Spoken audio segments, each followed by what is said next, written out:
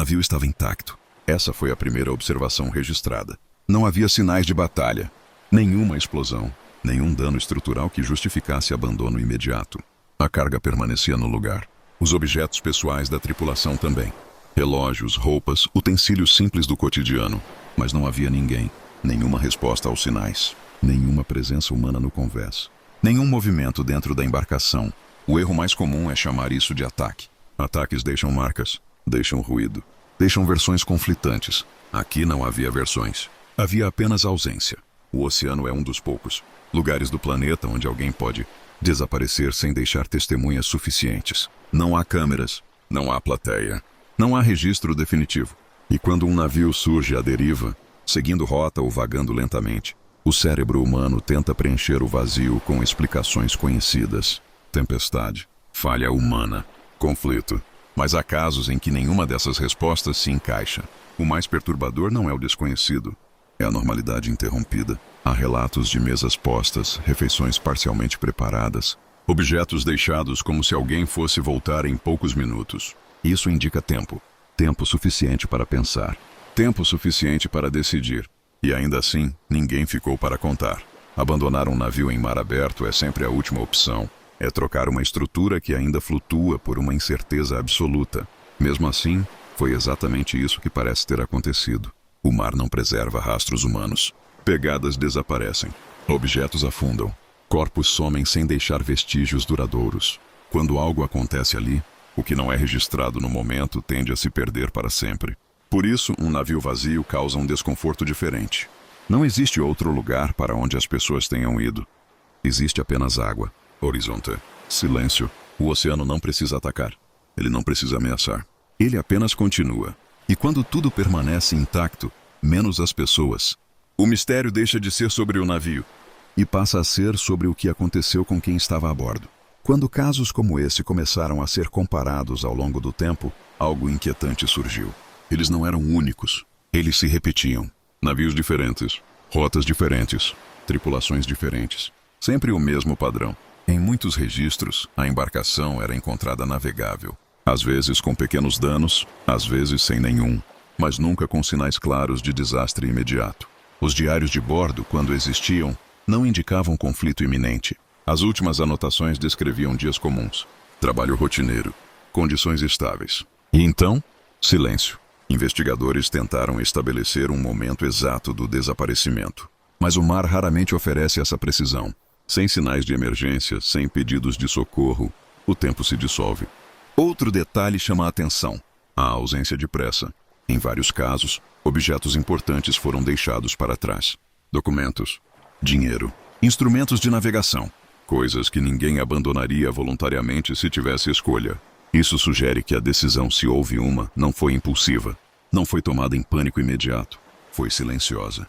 E possivelmente coletiva. Há também o fator psicológico do isolamento prolongado.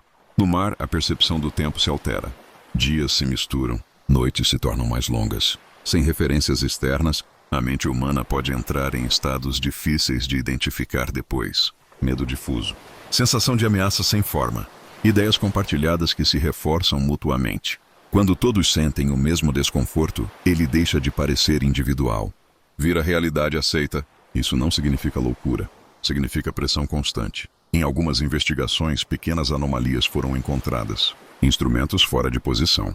Portas abertas sem explicação clara. Objetos deslocados de forma sutil. Nada que explique o desaparecimento por si só, mas o suficiente para indicar que algo mudou a dinâmica a bordo. O mais perturbador é que, em muitos desses casos, o navio não estava em perigo imediato. Ele flutuava. Ele seguia. Ele resistia. A ameaça, se existiu, não veio do navio. Veio de outro lugar. Talvez de fora. Talvez de dentro. O oceano não registra decisões humanas. Ele apenas apaga consequências. E quando diferentes histórias terminam da mesma forma, a pergunta deixa de ser o que aconteceu e passa a ser por que isso acontece desse jeito. Porque no mar, o desaparecimento não precisa ser violento. Ele só precisa ser silencioso o suficiente para não deixar ninguém para contar. O que torna esses casos realmente perturbadores não é a ausência de explicação imediata. É a ausência de encerramento. Sem corpos, sem sobreviventes, sem testemunhas. A mente humana precisa de finais, precisa de causa e efeito. Precisa de algo para apontar e dizer, foi isso. No mar, essa necessidade raramente é satisfeita. Quando uma embarcação é encontrada vazia, intacta, obedecendo às leis físicas, algo se rompe na forma como entendemos controle. O navio fez tudo o que deveria fazer. Quem falhou foram as certezas humanas. Talvez nunca saibamos se essas pessoas foram tomadas por um medo compartilhado, se reagiram a algo invisível, ou se perceberam tarde demais que não havia decisão segura a tomar. O silêncio não revela se houve tempo para refletir, ou se tudo aconteceu rápido demais. O mar não guarda gravações. Não mantém memória emocional. Ele não acusa, não absolve. Ele apenas permanece. Por isso, muitas dessas histórias terminam sem conclusão oficial, arquivadas, rotuladas como inconclusivas. Esquecidas nos registros marítimos, mas esquecidas apenas no papel. Porque para quem ouve essas histórias, algo permanece inquieto. A ideia de que, em determinados lugares, a normalidade pode desaparecer sem aviso. O oceano é um desses lugares. Mesmo hoje, com satélites, radares e sistemas de comunicação avançados, o mar continua sendo um território onde o ser humano não exerce controle absoluto.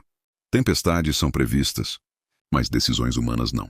E talvez seja isso que mais incomoda nesses casos. Não foi a força da natureza que venceu. Foi a falta de garantias. O navio vazio é um lembrete silencioso de que estruturas falham, de que planos não bastam, de que nem tudo deixa vestígios. E quando tudo o que resta é um cenário intacto, o mistério deixa de ser sobre o que atacou e passa a ser sobre o que levou alguém a desaparecer sem deixar história. O mar não precisa nos enfrentar para nos vencer. Ele só precisa continuar existindo, indiferente às nossas explicações. E enquanto houver profundezas que não controlamos, sempre haverá histórias sem final. Se essa narrativa te causou um desconforto difícil de explicar, então você entende o que fazemos aqui. Porque enquanto existirem lugares onde ninguém manda, sempre haverá mistérios esperando para serem contados.